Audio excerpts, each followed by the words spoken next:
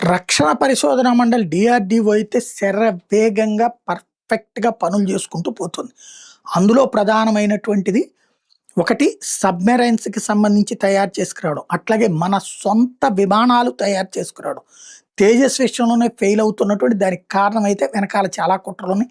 చాలా పెద్ద లాబింగ్ నడుస్తుంది. విదేశీ శక్తుల హస్తం కూడా ఉండొచ్చు. దాన్ని అడ్డుకుంటున్న అధికార యంత్రాంగం చేత అడ్డుకునేటటువంటి ఇంకోటి ఆ ఇంజిన్ క్రయోజనిక్ ఇంజిన్ లభించకుండా చేస్తున్నారు. బట్ మిగతా యాక్టివిటీస్‌లో డ్రోన్స్ విషయంలో కావచ్చు, సైన్యానికి కావాల్సినటువంటి ప్రత్యేకమైనటువంటి ఏర్పాట్ల విషయంలో మాత్రం డిఆర్‌డిఓ సక్సెస్ అవుతోంది.